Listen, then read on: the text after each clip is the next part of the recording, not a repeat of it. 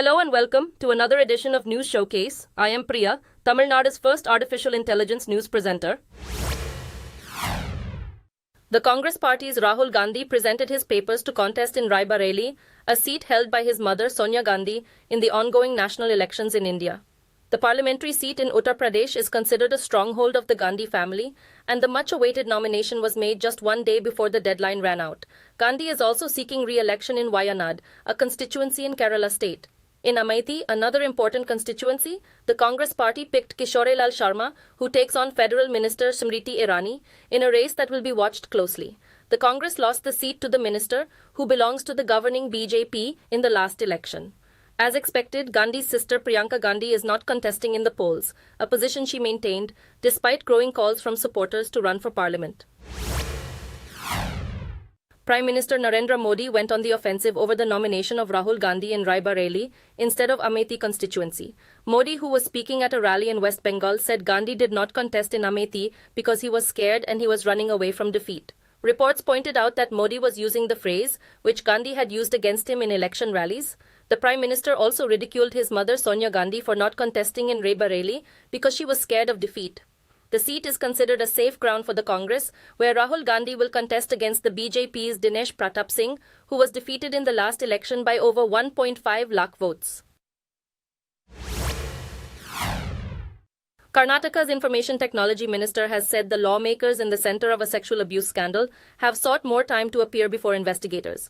Priyank Kharge said the federal government should play an active role in getting justice for the women believed to be victims in the row that has rocked the state since the scandal broke out some days ago.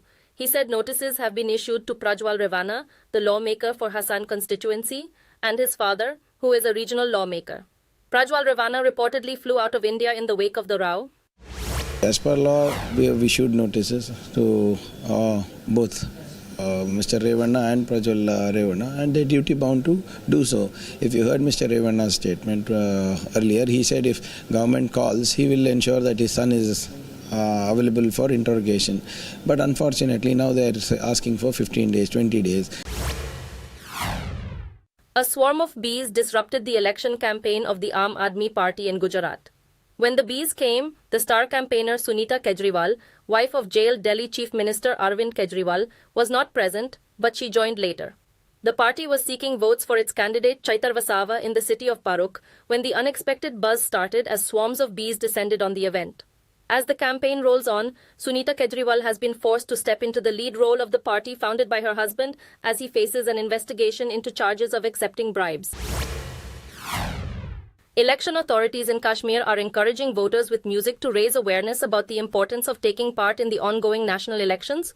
Polo View Market in Srinagar was the setting for the event where music bands performed to a large gathering of audience. Amid the complex political history of the region, the event underscored the importance of peaceful elections. A musician emphasized the right to vote, advocating for informed choices and cultural promotion through such programs.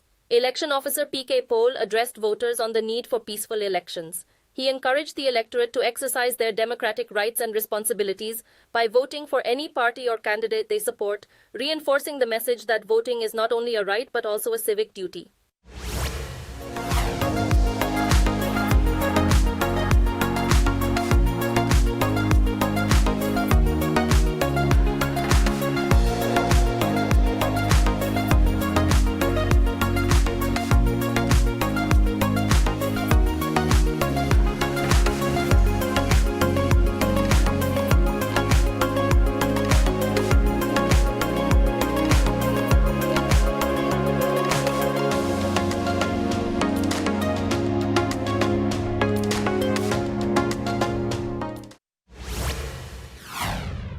The White House has downplayed President Joe Biden's comments that India, China, Russia, and Japan are xenophobic.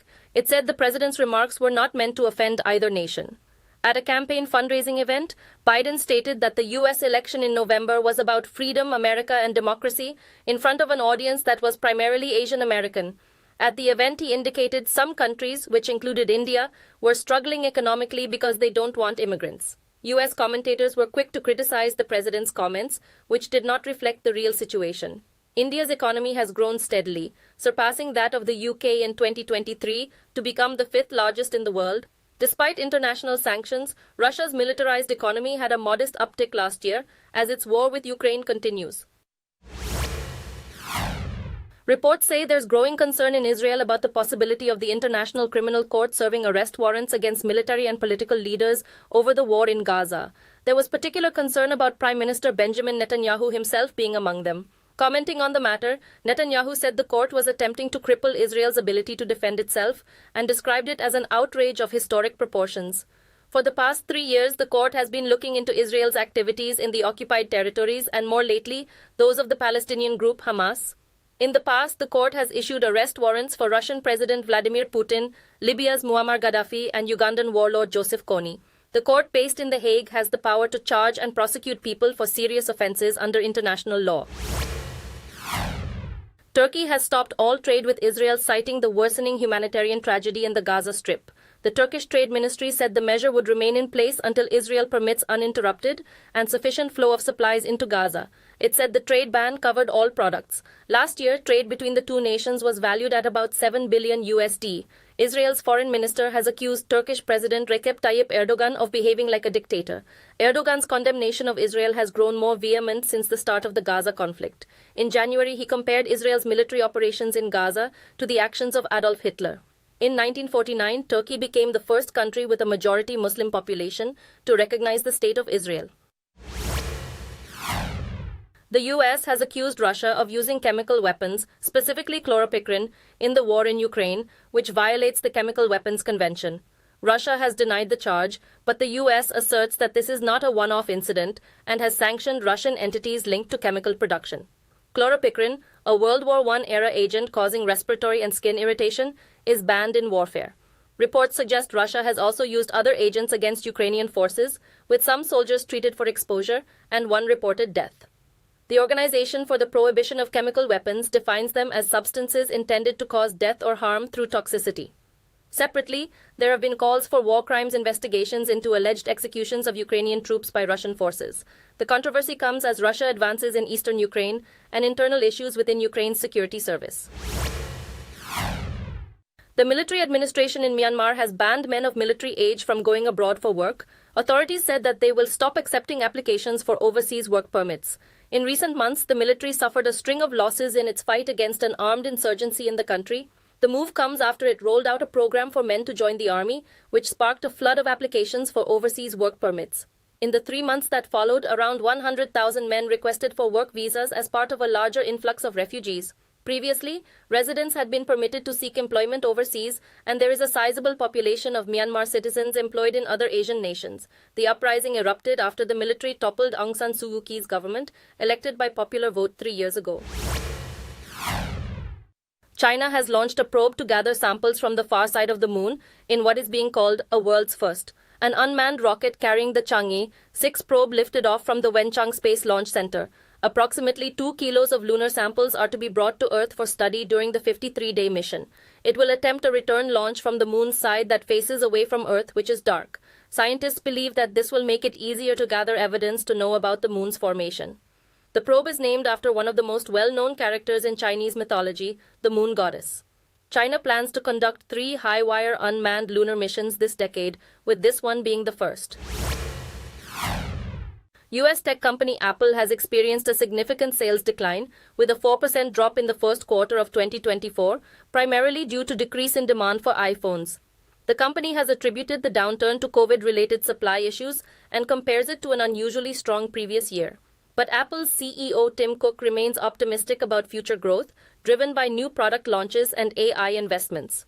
The company has allocated over $100 billion USD for share buybacks, signaling confidence in its recovery. While global smartphone sales have increased, Apple's sales have fallen in all regions except Europe. Apple faces increasing competition and legal challenges over App Store fees and its agreement with Google.